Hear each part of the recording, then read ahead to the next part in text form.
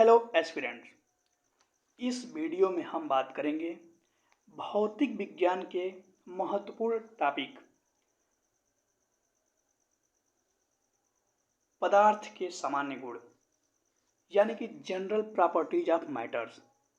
इसके अंतर्गत change of state, elasticity, pressure, floating, surface tension, capillarity और विस्कोसिटी से जुड़े महत्वपूर्ण प्रश्नों का अध्ययन करेंगे, जो कि आगामी exam RRB, ALP, technician, RPF, जिसका आरपीएफ का ऑनलाइन फॉर्म फिलिंग डेट आज से स्टार्ट हो गया, के लिए अत्यंत महत्वपूर्ण होगा। तो चलिए शुरू करते हैं। क्वेश्चन नंबर फर्स्ट है, वर्षा की बूंदें गोलाकार क्यों होती हैं? तो इसका करेक्ट आंसर हो जाएगा ऑप्शन नंबर बी, पृष्ठ तनाव के कारण। अब पृष्ठ तनाव होता क्या है? तो द्रव का स्वतंत्र पृष्ठ सदैव तनाव की स्थिति में रहता है तथा उसमें कम से कम क्षेत्रफल या आकार प्राप्त करने की प्रवृत्ति होती है। इसे ही पृष्ठ तनाव कहते हैं। पृष्ठ तनाव जो होता है ये होता है T बराबर बल अपान एरिया, F अपान L। इसका मात्रक होता है न्यूटन प्रति मीटर या जूल प्रति मीटर स्क्वायर भी होता है तथा इसका जो बीमा होता है ये होता है mt के पावर -2। ताप बढ़ाने पर पृष्ठ तनाव कम हो जाता है, यानी टेम्परेचर जब इंक्रीज होगा, टेम्परेचर बढ़ेगा तो सरफेस टेंशन कम हो जाएगा। क्रांतिक ताप पर पृष्ठ तनाव लगभग 0 हो जाता है। अगला क्वेश्चन देखते हैं। वायु दाब मापी की रीडिंग में अचानक गिरावट से क्या तात्पर्य है? तो वायु दाब मापी जो होता है उसको मापने के लिए एक बैरोमीटर होता है और बैरोमीटर के पाठ्यांक से ही मौसम की भविष्यवाणी की जाती है। जैसे अगर बैरोमीटर का पाठ्यांक बहुत शीघ्रता से एकाएक नीचे गिरेगा, अचानक नीचे गिरेगा, तो मौसम तूफानी होगा, आंधी तूफान आएगा। और यदि धीरे धीरे नीचे आएगा तो हल्का बारिश होगी। और धीरे धीरे अगर ऊपर जाएगा, धीरे धीरे ऊपर जाएगा तो मौसम साफ रहेगा, क्लीन रहेगा। तो इसमें पूछ रहा है कि अचानक गिरावट से क्या तात्पर्य है? तो जब बैरोमीटर का पाठ्यांक अचानक नीचे की तरफ गिरेगा तो मौसम तूफानी होगा, आंधी तूफान आएगा। तो इसका करेक्ट आंसर हो जाएगा option number D. Option D correct हो जाएगा। नेक्स्ट क्वेश्चन देखते हैं। निम्नलिखित में से किसके लिए एकमात्र कारण केशिकात तो नहीं है? यहाँ पे केशिकात छूट गया है। केशिकात एकमात्र कारण नहीं है। केशिकात तो स्याही का सूखना, भूमिगत जल का ऊपर चढ़ना, कपड़े पर जल की बूंदे का फैलना, ये सब केशिकात्व के ही परिणाम है। जबकि ऑप्शन डी जो है, पौधों की जड़ों से जल का इसके पर्ण समूह की ओर बढ़ना, ये केशिकात्व के अलावा और भी अनेक कारण से होता है। तो इसका करेक्ट आंसर हो जाएगा ऑप्शन नंबर डी, केशिकात्व के कारण नहीं है। तो जो केशिकात्व होता क्या है? केशिकात्व जो होता है, केश नली में एक छोटी पतली सी नली होती है, बाल के आकार की। इसमें द्रव के ऊपर चढ़ने या नीचे आने की घटना को ही केशिकात्व कहा जाता है। यदि इस केश नली की त्रिज्या को 2 गुना कर दिया जाए तो पानी जो द्रव होगा पहले की अपेक्षा आधी ऊंचाई चढ़ पाएगा। और लैंप की जो बत्ती होती है उसमें तेल का ऊपर चढ़ना जो है केशिकात्व के कारण होता है, जबकि केशिकात्व के कारण ही कागज पर जो फैली स्याही होता है और ये ब्लॉटिंग पेपर या सोखते द्वारा जो अवशोषित करते हैं ये भी केशिकात्व के कारण ही होता है। अगला क्वेश्चन देखते हैं। बत्ती वाले स्टोव में केरोसिन का जो तेल होता है उसमें यहाँ पे तेल होगा, केरोसिन के बत्ती में तेल का ऊपर, केरोसिन की बत्ती में तेल का ऊपर चढ़ने का कारण क्या है?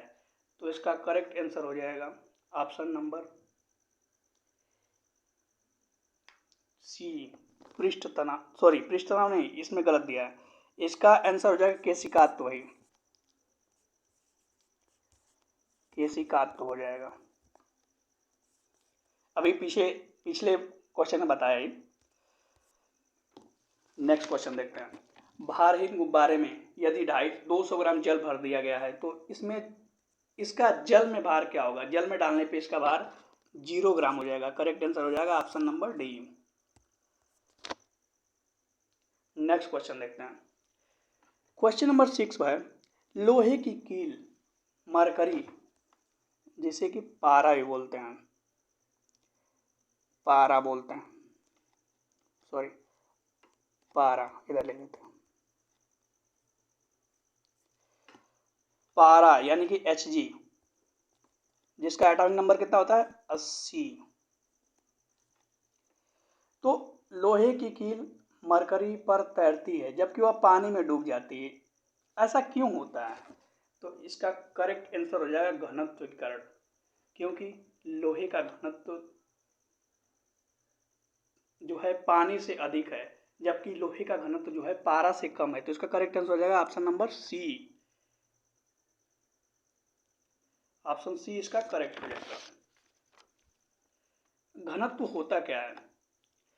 तो घनत्व बराबर होता है, घनत्व जो होता है द्रव्यमान और आयतन का अनुपात होता है, यानी कि डेंसिटी जो होता है द्रव्यमान अपान आयतन, मॉस अपान आयतन। तो इसका मात्रक हो जाएगा SI मात्रक, द्रव्यमान किलोग्राम और आयतन क्या होता है? Metre cube. तो किलोग्राम पर मीटर क्यूब इसका मात्रक हो जाएगा, SI मात्रक। और जबकि आपेक्षिक घनत्व जो होता है वो क्या होता है? वस्तु का घनत्व अपान 4 डिग्री सेल्सियस में पानी का घनत्व, और आपेक्षिक घनत्व जो क्या है? एक अनुपात है, इसलिए इसका कोई मात्रक नहीं होता है। अगला क्वेश्चन देखते हैं। पानी के 4 डिग्री सेल्सियस पे यदि शरीर तैरता है तो टेम्परेचर को 100 डिग्री सेल्सियस कर दिया तो क्या होगा? बॉडी डूब जाएगी। तो करेक्ट आंसर हो जाएगा ऑप्शन नंबर ए, शरीर डूब जाएगा।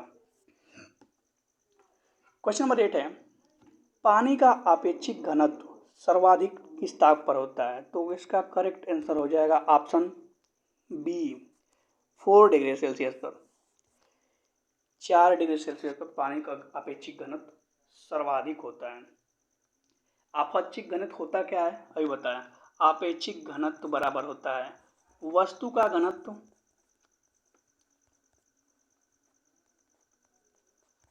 अपान 4 डिग्री सेल्सियस पर पानी का घनत्व।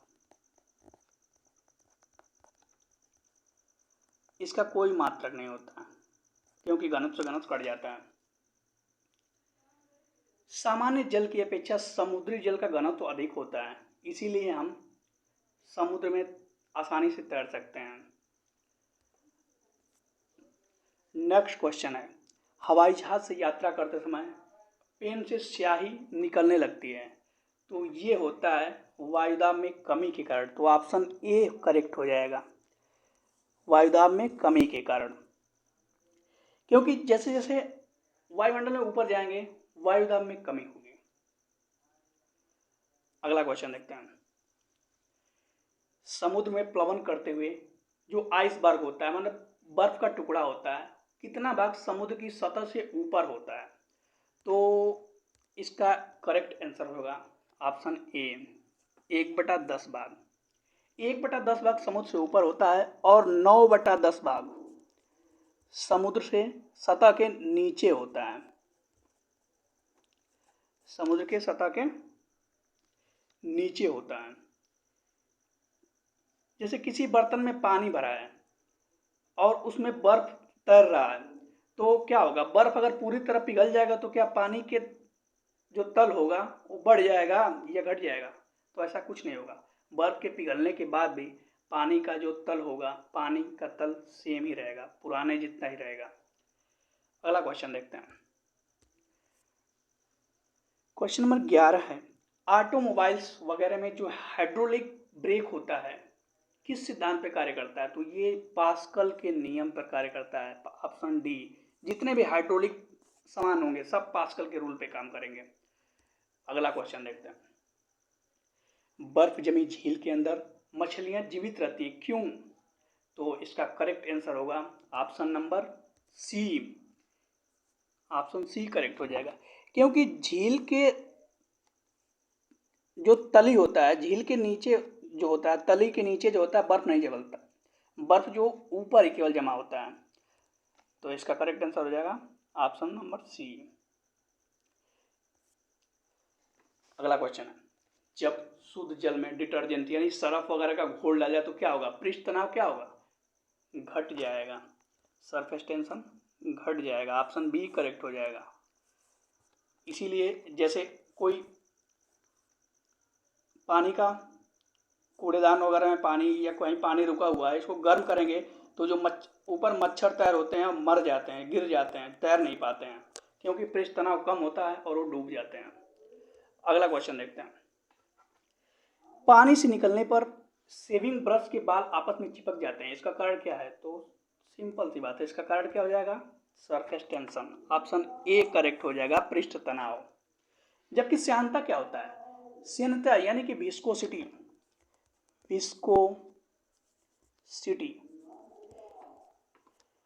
विस्कोसिटी द्रव का वह गुण है जिसके कारण द्रव अपनी भिन्न भिन्न परतों में होने वाली आपेक्षिक गति का विरोध करता है। यह एक तरह का घर्षण बल ही है जो कि विभिन्न परतों के बीच कार्य करता है। जिस द्रव में जितना अधिक श्यानता का गुण होगा उसे हिलाने में उतना ही अधिक बल लगेगा, और जैसे ही छोड़ देंगे ना तो तुरंत वह विरामावस्था में चला जाएगा। जैसे किसी बर्तन में द्रव रखा है, उसको हिलाकर छोड़ देंगे तो क्या होगा? कुछ देर बाद, थोड़ी देर बाद क्या होगा? वो ठहर जाएगा, पानी जो ठहराव की स्थिति में आ जाएगा। तो ये श्यानता का एक गुण है। श्यानता के कुछ और उदाहरण है, श्यानता के कुछ और उदाहरण, जैसे वायु में हम क्या करते हैं? बहुत तेजी से चल सकते हैं, जबकि जल में हम तेजी से नहीं चल सकते हैं। क्यों? क्योंकि वायु की तुलना में जल का जो श्यानता होता है ना, सर्वाधिक अधिक होता है, और श्यानता के गुण के कारण तरल पदार्थों में ससंजक बल के कारण उत्पन्न होता है। यानी श्यानता गुण तरल पदार्थों में ससंजक बल यानी कि कोहेरेंट फोर्स के कारण ही उत्पन्न होता है। ससंजक बल, कोहेरेंट फोर्स। नेक्स्ट क्वेश्चन देखते हैं। पृष्ठ तनाव किसके कारण पैदा होता है? तो पृष्ठ तनाव जो है ये पैदा होता है अणुओं के बीच ससंजक बल के कारण, कोहेरेंट फोर्स के कारण। तो इसका करेक्ट आंसर हो जाएगा ऑप्शन नंबर बी करेक्ट हो जाएगा।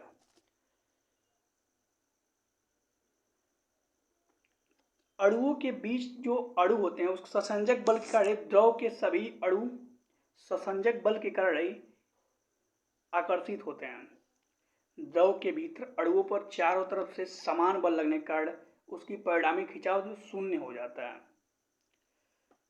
और पृष्ठ तनाव क्या होता है बता ही दिया था। पृष्ठ तनाव बराबर F/L यानी कि बल अपान एरिया। तो पृष्ठ तनाव का मात्रक वही होगा जो दाब का मात्रक होता है, और पृष्ठ तनाव की बीमा भी सेम होगी जो दाब की बीमा है।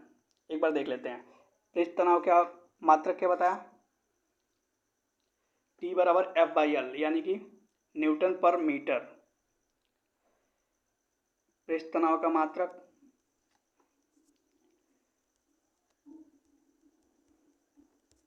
न्यूटन पर मीटर, तो क्या हो जाएगा इसका बीमा क्या हो जाएगा mt के पावर -2, mt के पावर -2। और जो दाब होता है, दाब क्या होता है F/A, तो उसका भी क्या होता है न्यूटन अपान एरिया स्क्वायर, मीटर स्क्वायर, और ये भी मीटर स्क्वायर है, तो सेम हो जाता है। चलिए नेक्स्ट क्वेश्चन देखते हैं। दृढ़ता गुणांक का मात्रक है, तो इसका करेक्ट आंसर हो जाएगा ऑप्शन नंबर सी, न्यूटन पर मीटर स्क्वायर। दृढ़ता गुणांक होता क्या है, तो दृढ़ता गुणांक कोई अपरूपण प्रत्यास्था गुणांक भी कहते हैं, जिसका अर्थ होता है प्रत्यास्था सीमा में अपरूपण प्रत्यास्था तथा अपरूपण विकृति के अनुपात को ही पदार्थ का दृढ़ता गुणांक कहते हैं। नेक्स्ट क्वेश्चन देखते हैं।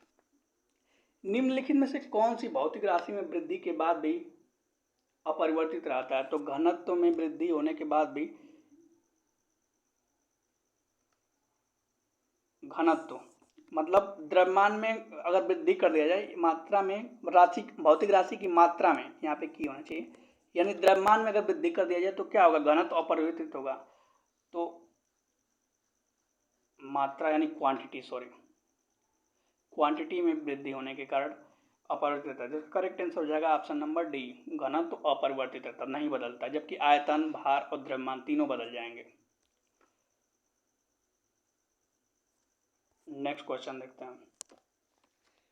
एक पिंड किसी द्रव में तैर रहा और पिंड और द्रव का घनत्व बराबर है, अगर पिंड को नीचे की ओर दबाकर छोड़ दिया जाए तो क्या होगा, तो क्या होगा कि जो पिंड होगा दोलन करने लगेगा, तो इसका करेक्ट आंसर हो जाएगा option number A. So thanks to all of you, please share and subscribe.